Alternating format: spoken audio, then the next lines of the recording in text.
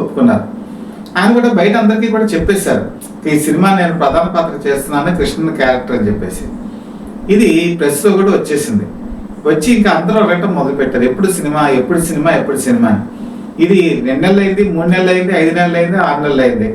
కానీ సెలవుమణి ఫైనాన్షియల్గా బాగా వీక్గా ఉన్నారు. ఫైనాన్షియల్స్ దగ్గర నుంచి డబ్బు రావట్లేదు. ఆ ప్రాజెక్ట్ ఏమో పక్కన పడిపోయింది. పడిపోయేటప్పటికి ఎన్ శంకర్ కూడా ఒక పెద్ద డైరెక్టర్గా అవుతానని చెప్పి ఆశలు పెట్టుకున్నాడు. తీరా చూసేటప్పటికి షూటింగ్ ఏమో వాయిదా పడుతుంది. కొంతమంది మా దగ్గర కో డైరెక్టర్గా వచ్చేయమని చెప్పి అడిగినా కూడా ఇంకా తను సినిమా ఫీల్డ్లో ఎందుకు ఉండటం అని చెప్పి నిరాశతో వెళ్ళిపోయాడు అతను. వెళ్ళిపోతే కృష్ణ ఒకరోజు కబురు పంపించారు.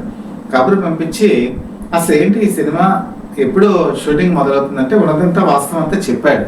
అయితే పని చేద్దాం, మనం ఈ సినిమా నేనే తీస్తాను, సెలవుమణి వాళ్ళ దగ్గర కథ ఉంది కదా, ఒక మాట వాళ్ళు కూడా చెప్పు అని చెప్పి చెప్పడంతో రోజా దగ్గరికి వెళ్ళి, అప్పటికి ఇంకా సెలవుమణికి రోజాకి పెళ్లి కాలేదు. విషయం అంతా చెప్పిన తర్వాత వాళ్ళు కూడా ఏదో ఒక ప్రాజెక్ట్ గట్టెక్కుతుంది కదా, ఎవరికైనా ఉపయోగపడుతుంది కదా అని ఒప్పుకున్నారు. కాకపోతే ఒక కండిషన్ ఏం పెట్టారంటే, అందులో సొన్నక్క క్యారెక్టర్కి రోజా మాత్రం కంపల్సరీ తీసుకోవాలని. కృష్ణ కూడా దానికి అంగీకరించడం జరిగింది.